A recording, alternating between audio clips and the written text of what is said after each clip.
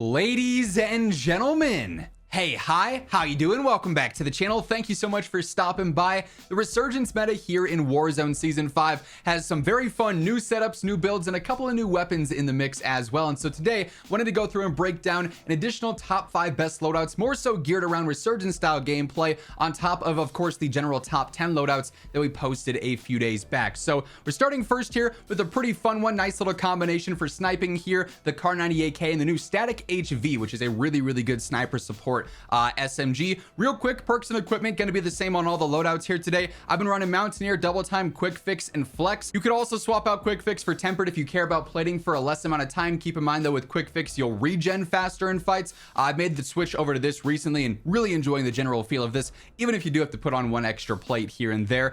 Throwing knives and smokes, of course, insta finishes to get the pings on your radar. Smokes are the answer to everything really, and like I said, that's the same on every setup, so we can just focus on guns, right? So Kar 98K, we know this thing's been a go-to sniper since it drops. It's still doing just fine here in season 5. Setup here not really changing all that much either, still going for the best velocity and best effective damage range stats. So sonic suppressor is going to up that velocity, it's going to up that range. The 7.62 long barrel is also going to do so, and then high grain does as well. So we end up with the best possible velocity of 925, which means your overall hit scan range is going to be really good, and an effective one-shot headshot range of 75 meters essentially, which is also really solid for aggressive sniping.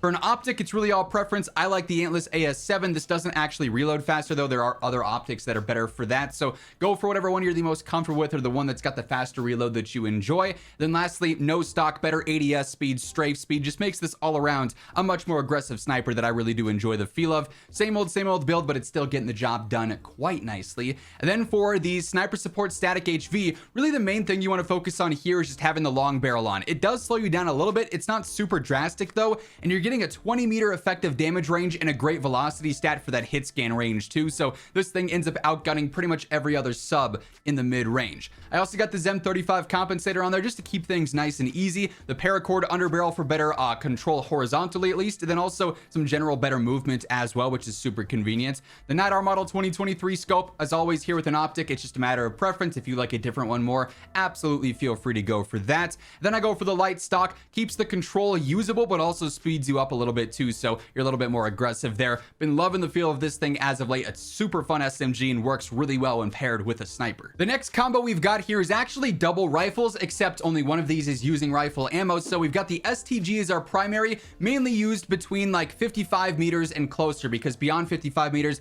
its damage really drops off, which does hurt its, I think, overall weapon placement, but in the mid-range this thing is utterly absurd, right? And then I pair this with the BP50 conversion, which now uses SMG ammo, and that's got your close range coverage. So this is definitely a bit more of an aggressive loadout, all things considered, but also a ton of fun. So on the STG, I'm still rocking the Night R here as well. A Slate, a Choreo 2.5 would also work. Again, it's all preference. 50 round extended mag, paracord underbarrel here as well. Same deal, horizontal control, better movement, strafe, and sprint to fire. So just keeping it aggressive and easy to use, which is a win-win for sure. Quartermaster suppressor is all about recoil control. Overall, for the control benefits you're getting here, the ADS speed and sprint to fire decreases are not all that harsh, which is super nice. Then I go for the long barrel as well, which is better range and better velocity. So you've got a really good effective damage range here, and it's going to be a really aggressive, fast TTK rifle. And then up close, you can just absolutely melt players with this conversion kit. So obviously, we've got the Revenger kit on there for one of our attachments. Trust 4 grip tape is all about control, and where we're fighting, you know, 0 to 15 meters with this basically. Idle sway is not a super important stat.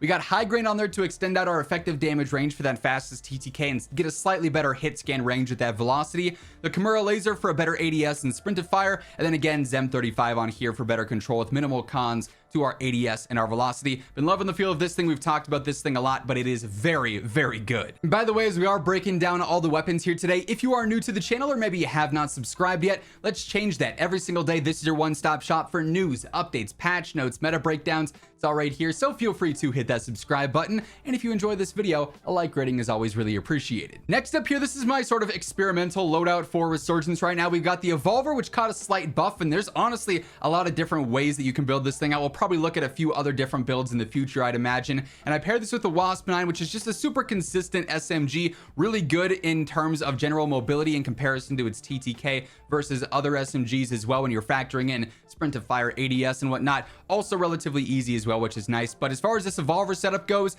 I like the Spirit Fire on here because it is a relatively low recoil gun to begin with, so you do get some better velocity and a better effective damage range, which is obviously very important here. We get the Kimura vertical grip on here, which actually helps out with some movement like strafe, but then a little bit of control too, so that's an interesting combo. The Righteous Long Barrel is better range, velocity, and control, and for whatever reason, also better strafe and better movement speed, which is an interesting setup as well. High Grain on here extends out that range and that velocity, and then 2.5 times Eagle Eye. Again, as always with optics, use whatever one you are the most comfortable with. And then for our Wasp 9 setup here, it caught a slight nerf recently, but not a huge deal whatsoever. I'm pretty much using the same setup as before with the MK3 reflector sight. Don't really love the irons here, so I find myself to be much more accurate with that. 50 round extended mag, High Grain on here to extend out that range and that velocity. You do have a really good effective damage range with this thing. You could use DR6 on here. You could also use Paracord, though. That's going to be a good alternative as well in pretty much every single situation. The main difference here, though, is that DR6 won't do anything for your control, but it's doing more for your ADS speed, whereas Paracord is doing a lot for your sprint to fire and control. So really, it's just a matter of what do you value more here, faster ADS or better control and whatnot. So there's no wrong answer, truly. Lastly, Zem 35 compensator, slightly better control yet again. Super fun SMG that absolutely still thrives. All right, a little bit of post-edit Zach here, because initially this loadout was going to consist of a combination of the RAPP H for long range ultimate TTK there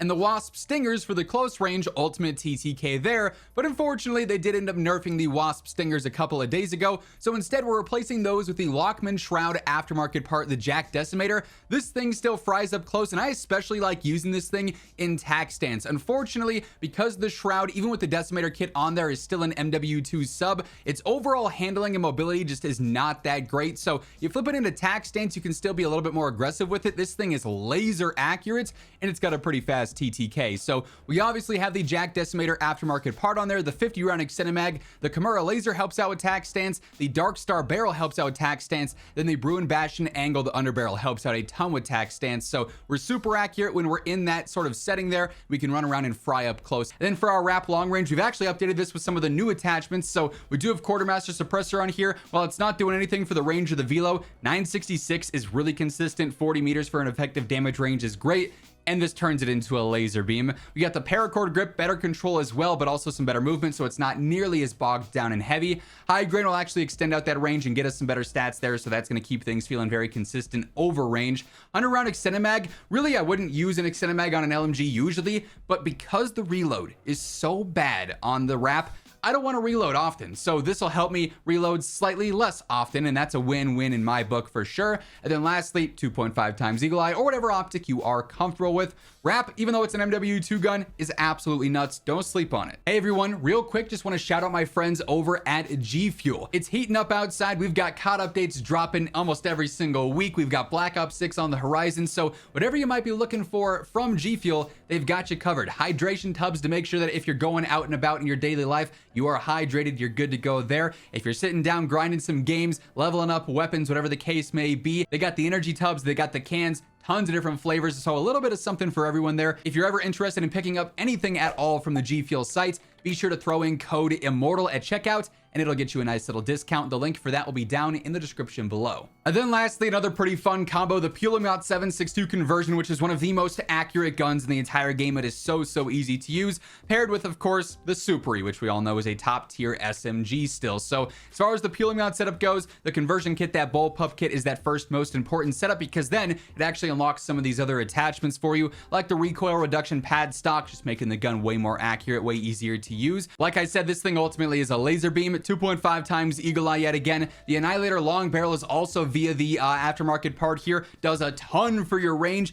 and gives you some decent velocity as well. Then I like Spirit Fire suppressor on here too for the better range, velocity, and control. Definitely want to up that velo as much as we can given these attachments, and this is a nice combination to do so. Then lastly, with the Superi, not really all that much change in here. This is the strafe based build that I've been rocking for some time, and it is so good. We got the Zulu light barrel on here, Paracord underbarrel, High Grain, and the 40 round extended mag, and then also the Cutthroat stock, which is also really cool that you can use this on here because it's so crazy good for strafe speed, 15%, and then some general movement on there too. So this will catch players by surprise with how fast the strafe ends up being while you're firing shots back. Of course, obviously a setup that is not new to the channel, but is still an absolute top contender. And that being said, those are 5 of the best Resurgence based meta loadouts to go on top of the general top 10 that we covered a few days back. And that's gonna wrap things up. If you enjoyed the video, like rating's always really appreciated. And if you're new here, be sure to hit that subscribe button on your way out to guarantee you are always up to date with everything going on in COD. But once again, thank you so much for tuning in, and until next time, take it easy, have an awesome rest of your day, and I'll catch you later. Peace out.